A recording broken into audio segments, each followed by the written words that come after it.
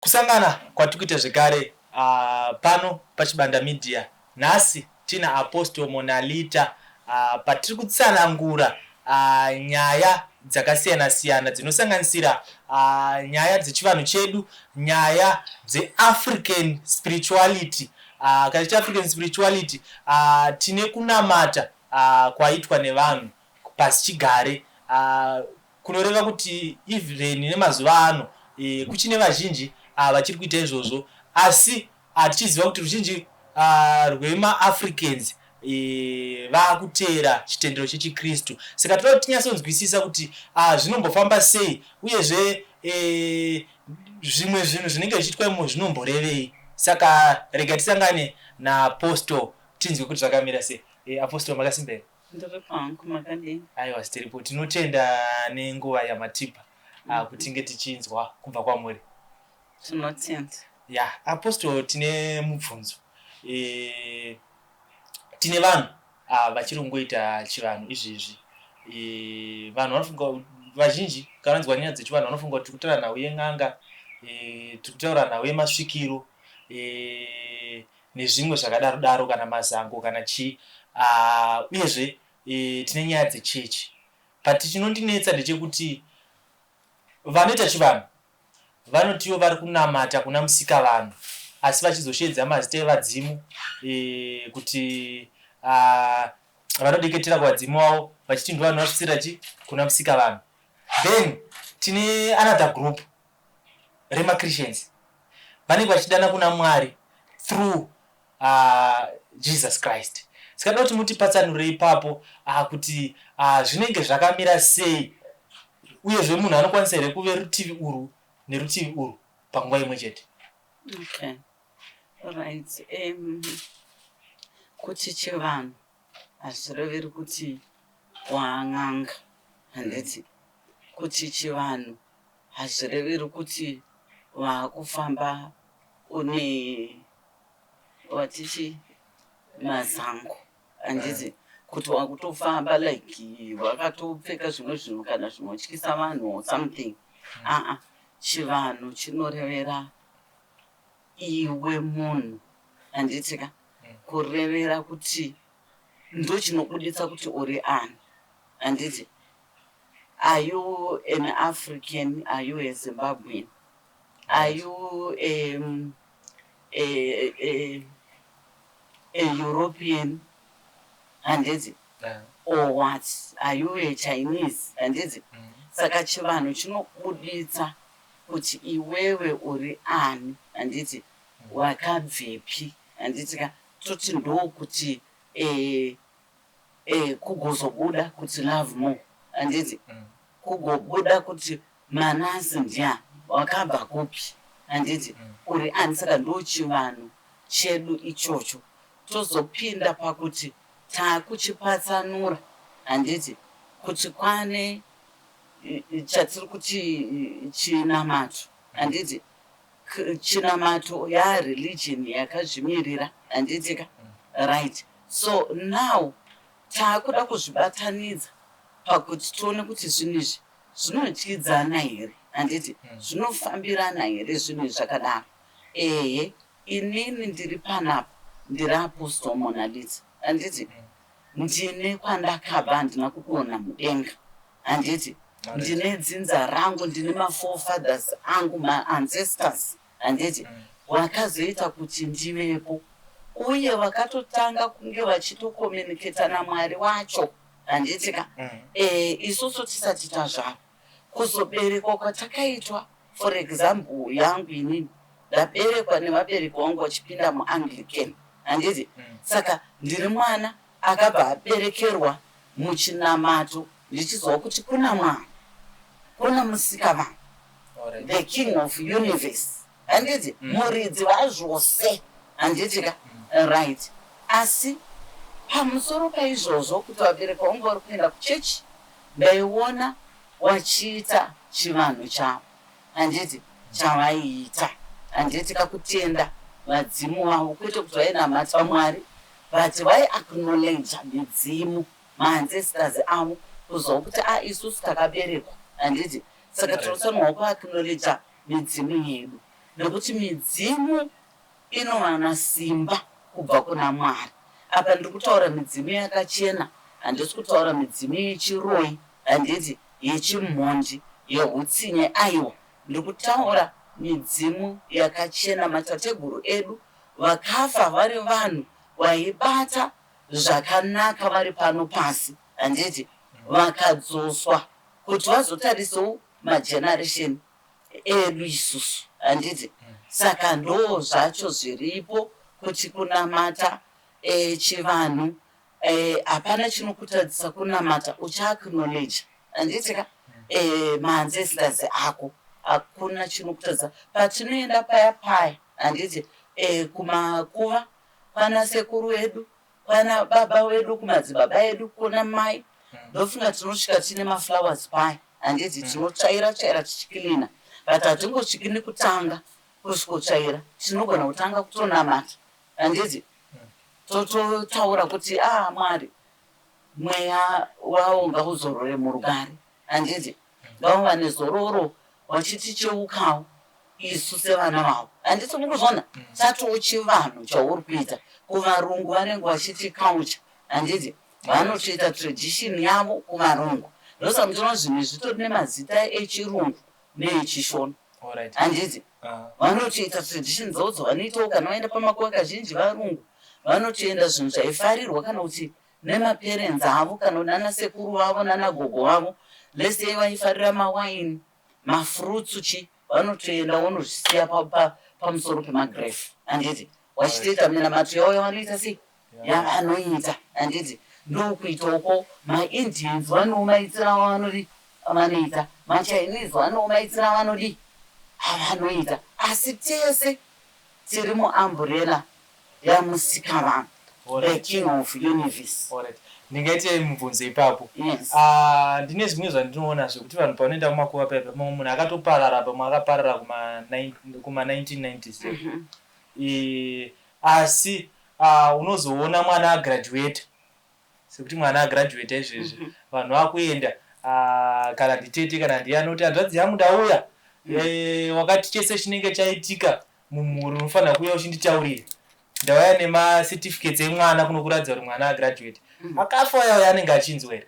Yes, anonzwa, because chinofa inyama, spirit yemunhu haiiti sei, haife, handiti ndozvetinoti kana munhu wafa uchibata mabasa akanaka, spirit yako inodzoswa, handiti naiwo musikavanhu, handiti ka kuti azosvikotarisa chidzinza, handiti.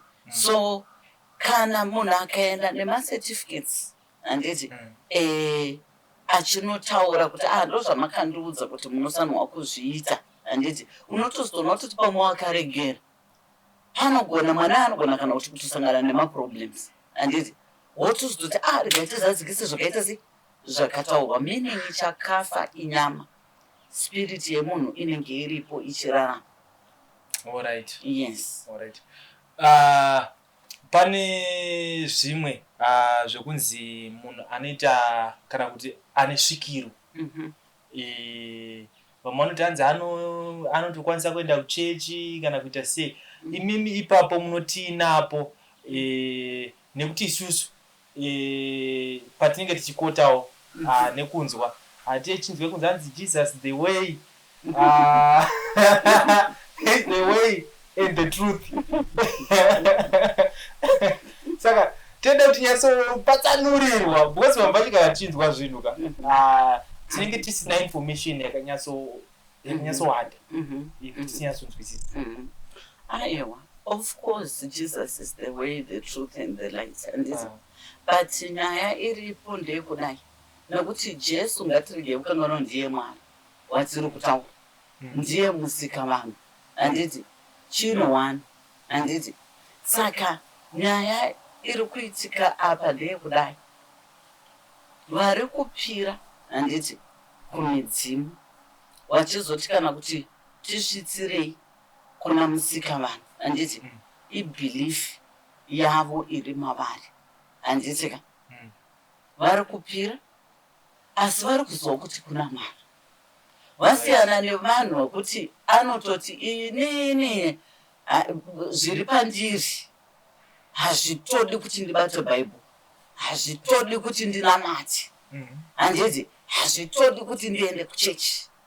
Iyeyo munhu iye kana kuti vanhu ivavo ibva matoziva kuti avo vari kukingdom yadevil, handiti but uyo ari kuita chivanhu chake achiziva kuti kuna Mwari Baba, handiti achiti mondisvitsira kuna Musikama. Mabeliefs ake aakatora haana kuda kuchinja maybe kuti zvaiita maforefathers edu kuti vaitaura direct kuna Mwari. Iye ari kutaura nemaforefathers ake kuti vaite sei vamusvitsire kuna Mwari.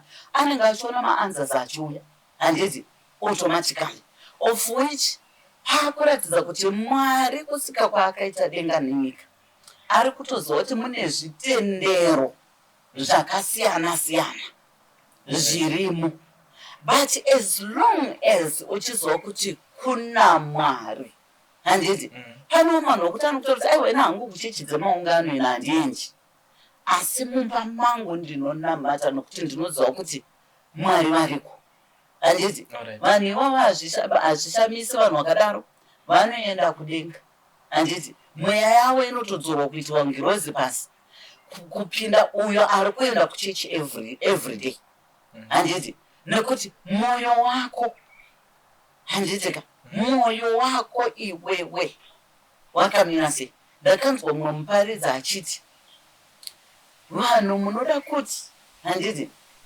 false prophets, handiti false what, handiti but iwewe you are the one atori false, ndiwe unozvinyebera pachako because pauri kuuya uchichi uri kuuya kuzonamata munhu, hausi kuuya kuzonamata chi Mwari, nekuti hausi kuwana nguva yekuti ubatawo bhaibheri uchizviverengera bhaibheri rako kuti unzwe kuti mumagwaro muri kunzi kudii. Ndosaka zvakanzi my people perish because of lack of knowledge, handiti mubhaibheri, handitika vanhu havadi kuverenga bhaibheri, vanhu havadi kuita maresearches wega, handiti anoda kumirira kuti kana aenda kuchechi zvokungonotaurwa, handiti doctrine yamurasisa yemuchechi maari kuenda akufamba achiti mafalse prophets, handiti munozona. Ndakaona kuti mwana uyu ari soro chokwa mwana waprofet Jobert Angels ndinomufollowa zvangu akataura akati vanenge ndivo, handiti vagara vachizvinyebera pachavo kuti tiri kuenda kuchechi ivo vari kuuya kuzonamata munhu, then doctrine yazomurasisa, handiti akufamba achiti mafalse prophets. Nokuti kana uchitsvaga Mwari zvechokwadi, handiti wega unongoona kuti kana kuti inini hangu doctrine, kwete kuti profeti yaakaipa kana kuti apostle yaakaipa kana kuti pastor yaakaipa, but wega unongoona kuti doctrine irimo muno ina hangu handidi, handiikwanisi, then waakubuda, handitika wotsvaga wako unoona kuti uku doctrine yacho aiwa tiri kuenderana. Waenda kumasowe kwanzishura musoro, handiti uri kuona idoctrine yavo kumasowe waenderei, handiti ikoko iwe kanaona kuti aiwa inini handikwanisi kushura musoro wangu kuita zuda, handiti aiwa ingoti Mwari aiwa ndazviona ndinotendawo ndambotsika gumbo rangu papi pano, dzokera kumba kwako unonamata futi uri kumba kuti Mwari ndiradzeko kuti ndindi, handiti ndiende kupi womboendawo kumwe kunenge wafunga kuita kusvika uchapawana pamwe pane doctrine inokuitira, kuti chinhu chiri kurasisa vanhu mukati memachechi madoctrines havasi Mwari vari kurasisa vanhu, handiti munhu ari kuti chaari kudai anochikurudzira chaasingadi kunyange chiri mubhaibheri anotochita achiitwe, handiti muri kuzona. Saka zvinhu izvozvo zvekuti chivanhu chikristu, ini ndiri pakuti regerai munhu ane zvaari kubhilivha in zvaakakura achiita aiti. Tinotoshora vanoda kuzobatira zvinhu bai pamusoro vachizoromba vachipedza mhuri, handiti vakakubatira zvinhu zvana manjuso pamusoro asi mudzinza mako unombopera wakanzwa zvichitaurwa nezvazvo mudzinza mako hazvitombozikanwa patozongoti waenda pan'anga kana pamuprofita ari kuda hake mari pakuti mune manjuzi mukatogadzira izvo munoita mari izvisingaiti ndezvekunyebazve unoita mari kana watoromba warombera manjuzu ekuti akuitise mari ekuti akutsvagire varume mbinga kuromba handitinga watoromba chinhu chisiri mukati medzinza rako vane zviri mukati medzinza ravo handiti vanotungamirirwa vachishanda uri kutoshanda kana kuti uri doctor medical doctor hauna patient inokufira kutozikanonzwa enda kwadokta nekunyangoni chirwere chipi handiti chinopera maloya chaiwo chaiwo anenge ane calling yacho handiti vanhu vaya vaya anototi achitoita sei anotohwina nyaya dzake dzisi handi muri kuzona saka unotungamirirwa nemidzimu yako maybe utori mubasa rauri kuita une bhizinesi rauri kuita reshopu chini uri kutengesa izvo nekambani yekunti vanotungamirira kuti zvifambewo zvakanaka zvinhu zvako handiti but avo vanozoita mabatira pamusoro ekuti wakutsvaga zvinhu zvavasina handiti ende zvisiri mukati medzinza ravo ndo zvamunozoona taakuti kuromba kuya ndosaka muri kuona vamwe vari kuparara kana kumvura uko hamenofanirwa wachinoite ikoko handiti wachienda nezvinhu zvavanenge vachinokanda inini ndinowanzotaurira vanhu kuti aiwa kurwizi yejesu chaiye mainzwa unzi aifamba pamusoro pegungwa achinamata handiti nokuti zvakanzi rumbidza iwe wedenga rumbidza iwe wegungwa rumbidza iwe wemakomo handiti jesu ainamata ari mukati memakomo ndo maaiwana masimba aitsvaga kunhu kune peace kusingamudisturbi handiti unonamata ari mukati memakomo ainamata achifamba mukati memagungwa handiti kunamata even kubhabhatidzwa akabhabhatidzwa nhasi unoti kuti vanhu regerai kuda kuenda muchinoita zvimwe zvinhu handiti ndozvamuri kuona vanhu vachizonoparama vachitorwa nezvinhu zvemumvura imomo pamwe anenge asitombori manjusu adhonzwa pamwe nenyoka kana negaro o zvinhu zvezve zvine mapako handiti senge zvidzivadziva zvakasviba izvi handiti zvidziva ivo vanhu ngavadzidze gaidikuudze mukumanavhumo vanhu ngavadzidze kuti pavanoendeswa kumadziva tarisa dziva rouda kugezeswa kuti rakamira sei ukuona usiri kuona jecha pasi uchinyatsonoti aiwa mvura iri kuerera jecha chini handiti regera kupinda senge vaya vakaparara uku kubhindura kuya handiti mona kuti ukatasa chidziva chiya chaitotyisa tikanochitarisa kudai chakasviba kuti tsva uri kupinde mumuri kuzwa kuti munei nokuti mune zvikara zvagara zvinogara mumvura senge pane zvimvura zvakasviba zvova makarwa anenge aripo nyoka dzimwe dziya hombe dziya ende dzimwe dzacho dzinenge dzine varidzi hadzidi kudistebwa handiti muri zvona waenda ipapo inokusvike kumonero gakutonza handiti yonokuisa mukevhi mayo wodhonzwa waenda handiti anongada kutarisa kuti vakadzi vaya vari tu vakatorwa kawana kuratidza kuti wakamonerwa handiti waungodhonzerwa uye handimoona kuti akatoonekwa asina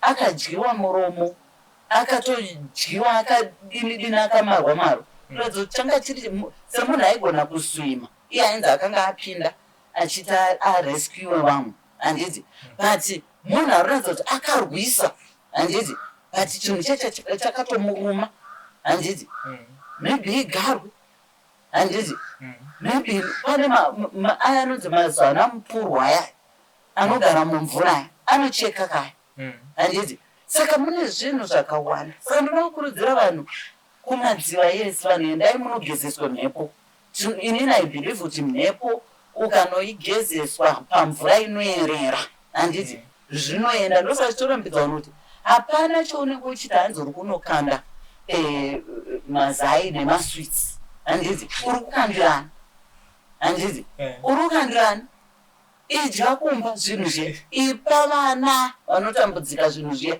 handiti waini yavanenge vachinodira ngavashandise kugezesa waini sweet wine inoattracta zvakanaka.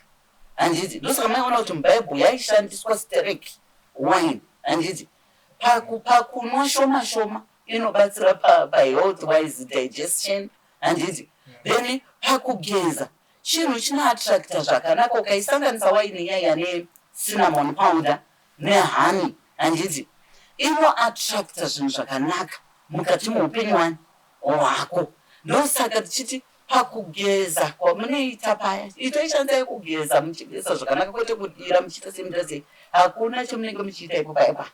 Handiti nekuti zvinhu zviya zviri simba riri mumvura simba riri mumakomo nderamwari nevadzimu. Handiti saka imhepo haikwanisi kuti mweya is a spirit. Hapana pavanodya zvinhu zvacho. Handiti kungoita like uri kungoacknowledge uchidii ngavadire pasi pemuti. Handiti zvinenge zvatofamba zvakadaro kana kudira basa. Handiti unotonzikwa dira waini yako kudira supa yako whatever masusu dira pasi apa kana pasi pemuti. Handiti unonzikwa kwete kuenda mumvura. Mumvura mune zvinhu zvakawanda. Handiti kutaura izvizvi mweya vanhu vari kufira mumvura mweya vanhu then munoenda kuya musina kuyera makunohakana nemhepo dzipi dziya maakuya maakubvisa hembe kusocial media muti kune manjusu. Handiti muchishama muchisatsimutse mabasa anosemenza. Handiti saka zvinhu izvo tiri kuti vanhu dzokai pakunamata Mwari.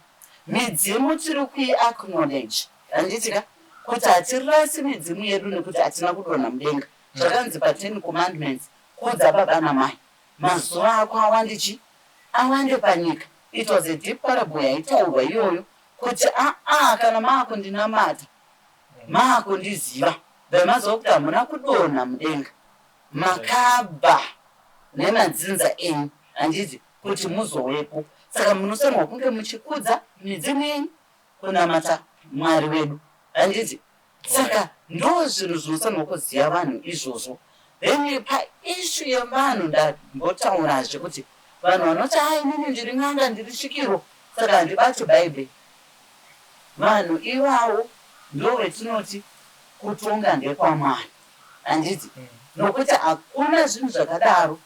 Tese n'anga chinyi maprofita chiri pasi paMwari chiri muamburela yaMwari. Handiti saka iwewe uri kurarama. Handiti your daily basis uri kufunga kuti kufema kwauri kuita kuri kubva kupi. Handiti kurarama kwauri kuita kuri kubva kupi. Handiti nekuti hakuna mudzimu wakazombofemera munhu mweya wokuti ararama nokuti midzimu yacho yakatosikwa naMwari. Handiti saka ukaona munhu achiti hainini zvitori pandiri hazvitombodi kuti ndibate bhaibheri kana kunamata. Ityai vanhu ivavo vatyei tizai. Handiti ndo vanhu vari kuinitiata vanhu into satanism. Ndo vanhu vari kuinitiata vanhu muzvinhu zvakasiyana siyana.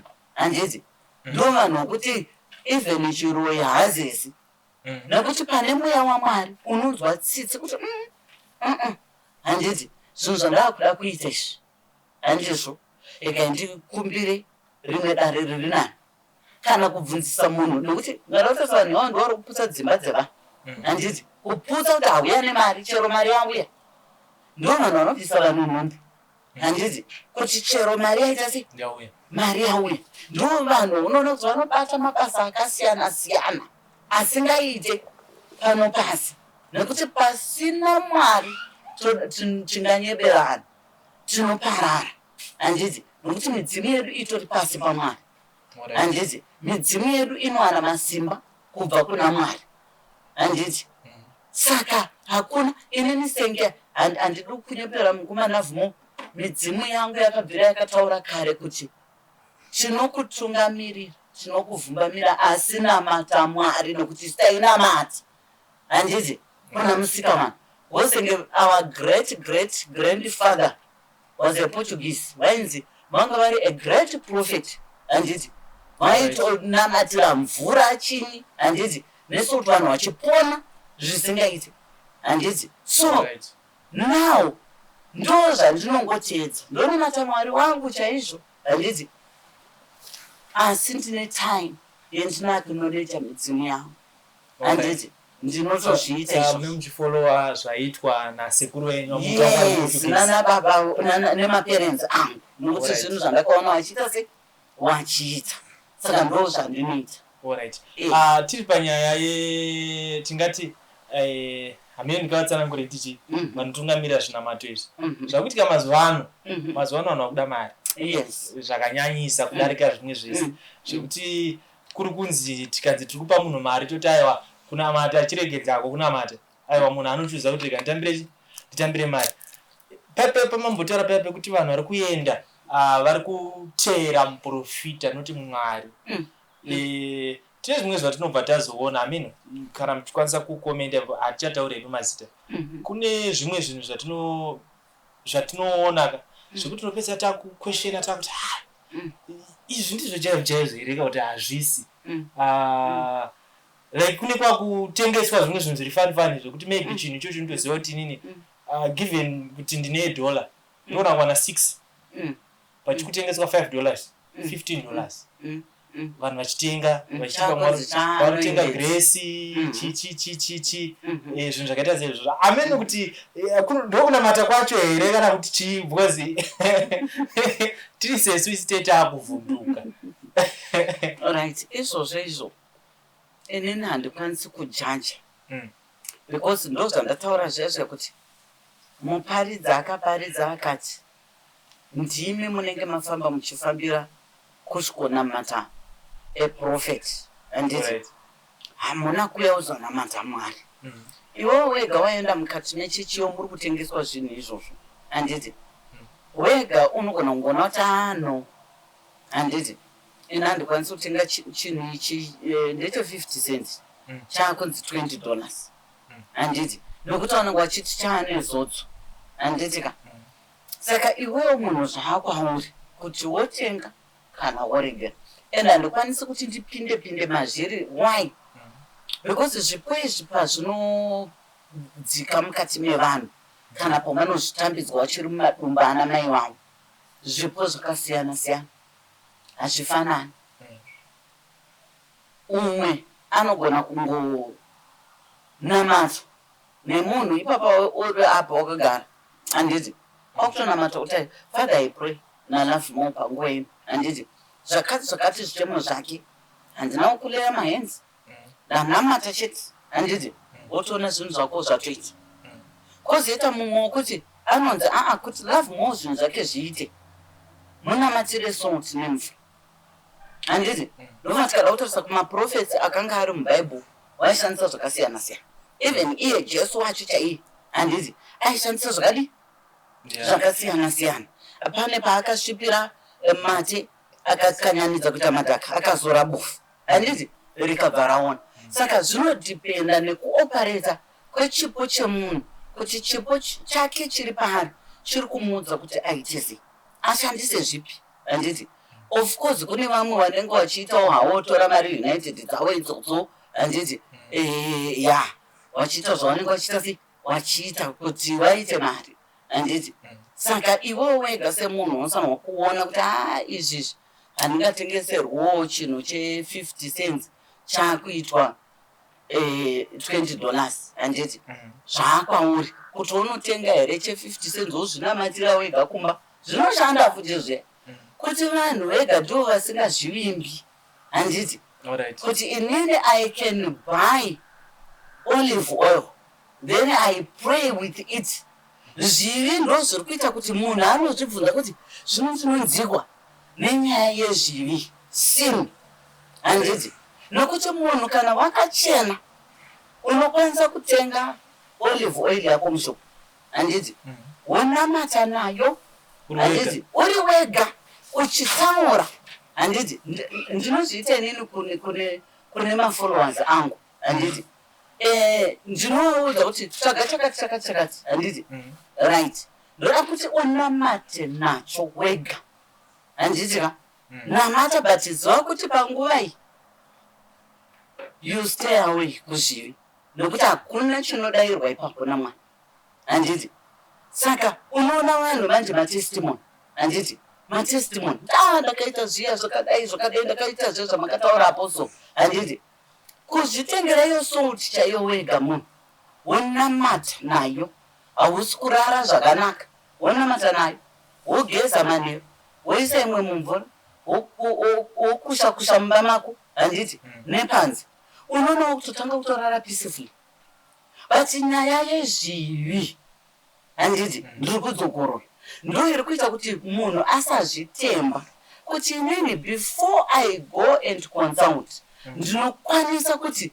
ndimbozvibatsira zvishoma because hanzi n'anga haizvirapi handiti unombogona pamwe hauna kana mari yacho yekunokonsulta but wofa here zvinhu zvoramba here zvakasunga handiti unokwanisa kuti zvinhu zvotori nazvo mumba handiti wototora upfu chaiwo hwetinobikisa hune simba risingaite mukati mahuri handiti kungotora woita uchinamata nawo handiti wotosanganisa nefresh milk yako gesi unotoona zvinhu zvatotanga kutokuchinjira handiti zvinhu zvakutofamba kana uchidako uzonokonza kuti woita sei uzonokonza kuti handiti but warerukirwa neupenyu but nyaya yezvivi yekuti munhu anganyaziva kuti inini reka titoenda kuna apostle kuya reka nditiende kuna pastor reka nditiende kuna prophet reka nditiende kwagogo reka nditiende kwasekuru reka ndiende kwamadzibaba reka ndiende kwamadzimai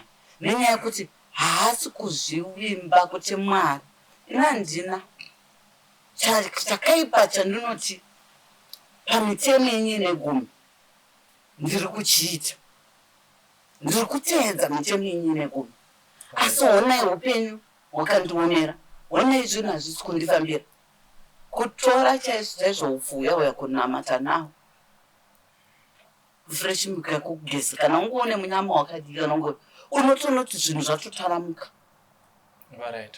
pane mhepo yakadi yakanaka but nenyaya yekuti vanhu havazvimbi vanoenda kuya wozoda kufamba uchiti kupinda vanofonaka vanhu mukomana apostle ndakadyirwa mari ndokandati bwanyarara hauna kudyirwa hauna kuiswa mari ruoko nemunhu mupoketi mako wakaenda wega wabudisa wega alright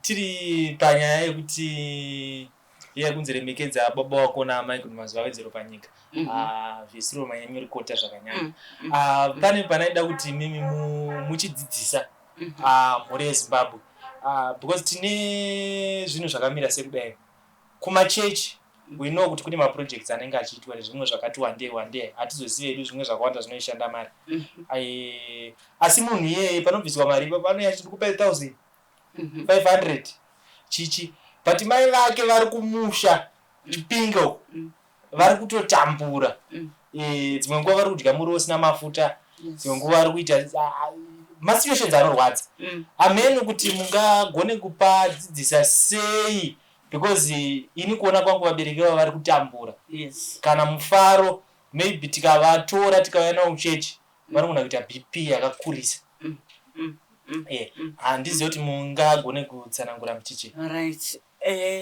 ari kumachechi akadaro ngatiregei kukanganwa kuti machechi aya zvaaripo patori nemacount churches handiti macount churches zvavanoita vanokeja vanhu handiti brain dzavo kana vakejwa brain dzavo woitwa mazombi emuchechi imomo handiti saka chese chinotaurwa nemutungamiri nafounder wechechi vanopitiritsana kuti ndinoda kuonekwa ndiri pamberi kuchiita handiti and makauti aya vanokolonaiza vanhu brain kuti vakanganwe hama dzavo vakanganwe vabereki vavo saka unoona munhu handiti achiita zvaanenge achiita izvozvo handiti sometimes haasi story ndo vanhu vava kuti kana ukada kumuonesa anokutuka zvokutuka zve and obva anokuripota handiti kuna founder wechechi pamwe kuna vanhu vari kufa nazvo izvozvo handiti kuzongofa zvisinganzwisisiki chinyi handiti vamwe kupondwa nenzira dzisinganzwisisiki nenyaya yekuti anenge anoripotwa nemunhu waatsiura kuti imi handiti muri kudai but vabereki muri kumboona here vabereki kumba muri kudini handiti kana kuti ngatione zviri kuitika pano kuti zviri bho here izvi kana kuti akushandiswa bcause pane kumwe kunoonoti kwakushandiswa handiti ende mungada kutasa machechi iwayo vanhu vakawanda vacho vanenge vari mumachechi akadaro maspiritual husband maspiritual wife zvazobva kupi chechi yese kuti vange vane maspiritual husband maspiritual wife kungodai munhu anti inini zvakazotanga pandakatanga kutoenda kuchichuku inini kukura kwangu kwese handinambobvira ndakaita bonde kuhope ndakanana kati pandakatanga kutoenda kuchichikoko handichatorari nemaspiritual husband handiti handicharari nemaspiritual wife ende ukada kutarisa machechi wayo mamereji akawanda ari kuputsika dzimba dzakawanda dzinoputsika vanhu vangotanga kuenda mumachechi iwayo mamwe nguva ari mumarelationship avo anga ari promising anobva aputsika vanga vasati vatomo kuti awane kana munhu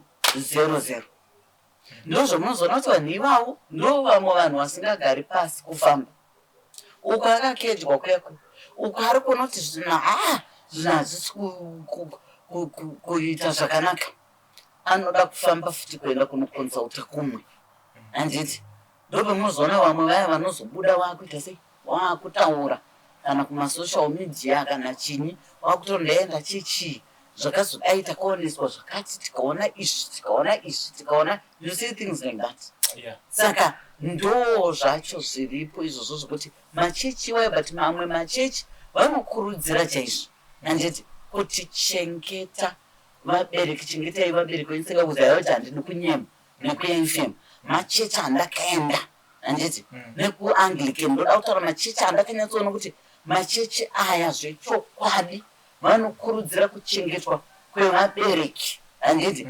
vanokurudzira kuti chengetai vabereki wenyu kana uri mukadzi waroorwa ziva kuti vaane 2 families murume waroora ziva kuti vaane 2 families vana nababa uku vana nababa uku handiti saka chengetai vabereki hatidi vanhu vanoda kuratidzira muno muchechi rudo ngarutange kupi kumba handidi kunyeba zayoda neafm neanglican zvinhu izvozvo vanokurudzira zvakanyanya handiziva hangu iko zvinezvi but zvinhu time yandaienda taitokurudzirwa waitozoti tunorwaka bhajeti kako handiti mwedzi uchipera kuti kuchechi handiti bhajeti yako yekuchechi bhajeti yako hama dzako dzimwe dzoda kuchengetwa vabereki vako you say things like that vabereki vemurume uchitoziva zvinhu zvakadaro saka ukaona chechi inokukedza ende ndotaziva mamwe emachechi acho nokuti ndine hama dzakapinda imomo wakazobva imomo waakutiza handiti vanotokukedza zvokuti unofuratira hama dzako communication hama unenge uchinza hama dzako dziri muno muchechi ndo mune hama dzako muno ndo muna nababa wako nanamai wako muno saka nditi munoona kuti tingati ndo satanism yacho iyoyo iri mune mamwe machechi aako iko zvinezvi yes aiwa matsanangura kutsanangura kwakanaka handizive kuti mune mamwe mashoko here ekupedzesera tisati tavhara chirongwa chinechi mukuda kuti mutaure kuruzhinji rwezimbabwe okay ane ndoda kungoti kuruzhinji rwezimbabwe musarase chivanhu chenyu handiti itai chivanhu chenyu munamata mwari wenyu magadzirisawo zvinhu zvenyu zvechivanhu